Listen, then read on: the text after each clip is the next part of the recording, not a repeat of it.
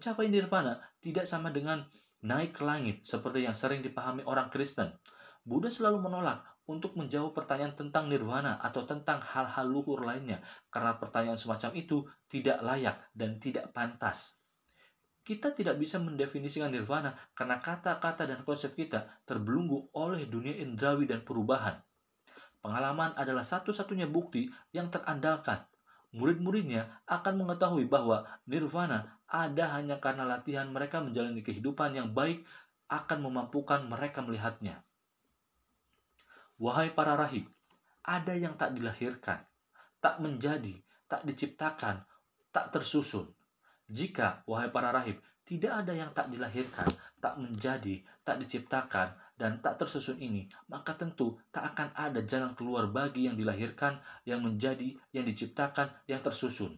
Tetapi karena ada yang tak dilahirkan, yang tak menjadi, yang tak diciptakan, dan yang tak tersusun, maka ada jalan keluar bagi yang dilahirkan, yang menjadi, yang diciptakan, dan yang tersusun. Para rahibnya tidak boleh berspekulasi tentang hakikat nirvana.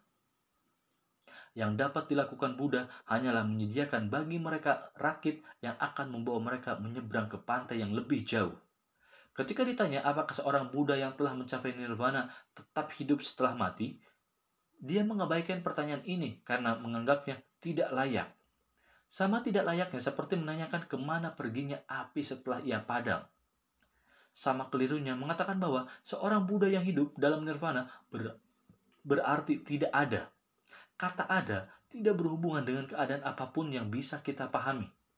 Kita akan menemukan bahwa selama berabad-abad orang Yahudi, Kristen, dan Muslim telah memberikan jawaban yang sama terhadap pertanyaan tentang keberadaan Tuhan.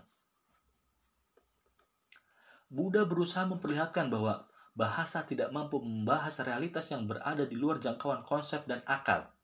Lagi-lagi, dia tidak menolak akal tetapi menekankan arti penting pemikiran yang jernih serta akurat dan penggunaan bahasa. Namun akhirnya, dia berpendapat bahwa teologi atau kepercayaan seseorang seperti ritual yang dijalaninya tidaklah penting. Hal-hal seperti itu memang menarik, tetapi tidak punya arti final. Satu-satunya yang berharga adalah hidup dengan cara yang baik. Jika ini diupayakan, penganut Buddha akan menemukan bahwa Dharma itu benar, meskipun mereka tidak bisa menyampaikannya dalam ungkapan yang logis. Di sisi lain, orang-orang Yunani amat tertarik kepada logika dan nalar.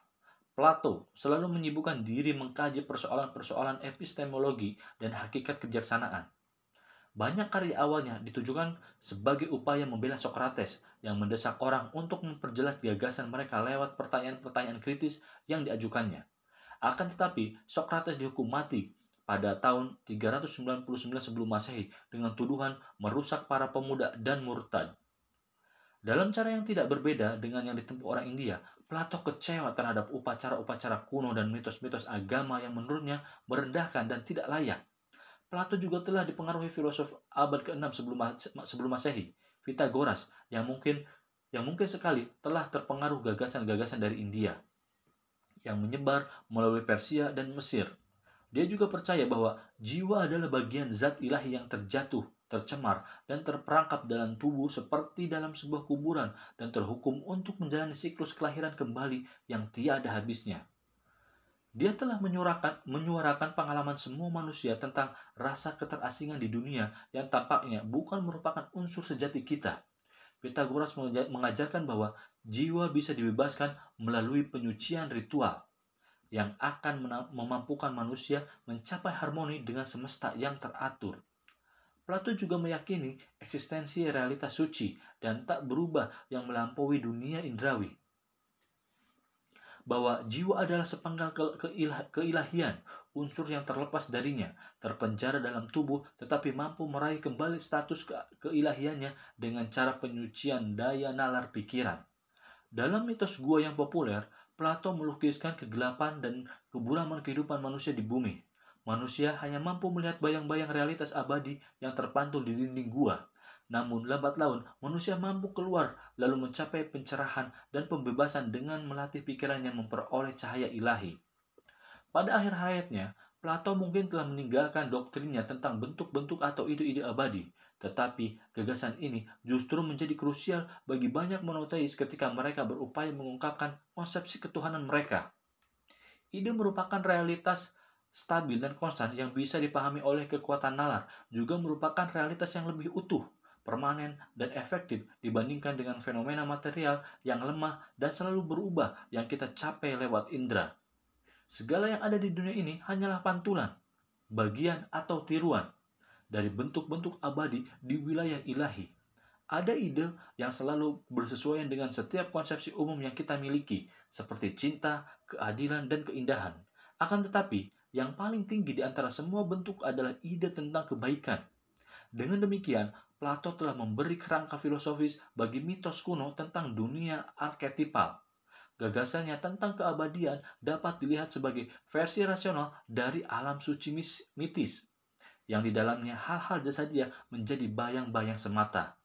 Dia tidak membahas hakikat Tuhan, tetapi membatasi diri pada alam suci bentuk-bentuk, meski terkadang tampak bahwa keindahan atau kebaikan ideal tidak mewakili suatu realitas puncak.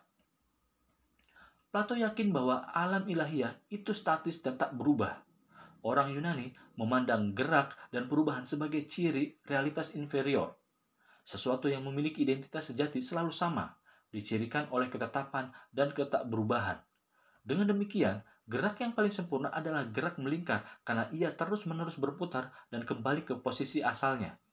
Gerak melingkar benda-benda langit meniru gerakan alam ilahiyah dengan sebaik mungkin. Citra statis alam ilahiyah ini akan berpengaruh sangat besar terhadap orang Yahudi, Kristen, dan Muslim, walaupun hal itu sangat berbeda dengan Tuhan pemberi wahyu yang selalu aktif, inovatif, dan di dalam Alkitab bahkan berubah pikiran ketika dia menyesal telah menciptakan manusia dan memutuskan untuk memunahkan ras manusia dalam peristiwa air bah. Ada aspek mistik Plato yang sangat menyenangkan hati kaum monoteis. Bentuk-bentuk suci Plato bukanlah realitas yang ada di luar sana, melainkan bisa dijumpai di dalam diri. Dalam dialog dramatiknya, Simposium, Plato memperlihatkan betapa kecintaan pada tubuh yang cantik bisa disucikan dan ditransformasikan menjadi kontemplasi ekstatik tentang keindahan ideal. Dalam naskah itu, ia membuat Diotima, mentor Socrates, berbicara bahwa keindahan adalah unik, abadi, dan mutlak, tidak sama dengan apapun yang pernah kita alami di dunia ini. Keindahan ini pertama-tama adalah abadi. Ia tidak pernah diwujudkan maupun dimatikan. Tak mengalami pasang surut. Kemudian, ia bukan indah sebagian dan jelek sebagian. Bukan indah pada satu saat dan jelek pada saat lain. Bukan indah dalam kaitannya dengan hal ini dan jelek dengan hal itu. Tidak beraneka menurut keragaman pemerhatinya. Tidak pula keindahan ini akan tampil di dalam imajinasi seperti kecantikan sorot wajah atau tangan atau sesuatu yang bersifat jasadiah. Atau seperti keindahan sebuah pemikiran atau ilmu pengetahuan, atau seperti keindahan yang bersemayam di dalam sesuatu di luar dirinya sendiri. Apakah itu makhluk hidup atau bumi atau langit atau apapun lainnya, dia akan melihatnya sebagai yang absolut, ada sendirian di dalam dirinya, unik, abadi. Pendek kata, gagasannya tentang keindahan memiliki banyak kesamaan dengan apa yang oleh kaum teistik disebut Tuhan. Meski sedemikian transenden, ide-ide seperti ini dapat dijumpai dalam pikiran manusia. Dalam era modern, kita memandang berpikir sebagai sebuah aktivitas, sebagai sesuatu yang kita kerjakan. Plato menganggapnya sebagai sesuatu yang terjadi pada akal. Objek-objek pikiran merupakan realitas yang aktif di dalam akal manusia yang merenungkannya. Seperti Socrates, dia memandang pemikiran sebagai proses mengingat kembali pemahaman sesuatu yang pernah kita ketahui, namun telah terlupa. Karena manusia merupakan kesucian yang tercampak, bentuk-bentuk alam ilahiyah ada dalam diri mereka dan bisa disentuh oleh nalar, yang bukan sekedar aktivitas rasional atau otak, melainkan sebuah serapan intuitif akan realitas abadi yang ada dalam diri kita. Gagasan ini akan sangat berpengaruh terhadap kaum mistik dalam ketiga agama monoteis.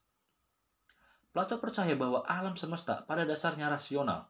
Ini adalah mitos atau konsepsi imajiner lain tentang realitas. Aristoteles mengambil langkah lebih jauh. Dia adalah orang pertama yang mengapresiasi arti penting penalaran logis. basis semua ilmu pengetahuan, dan yakin bahwa adalah mungkin bagi kita untuk mencapai pengertian tentang alam semesta dengan cara menerapkan metode ini. Selain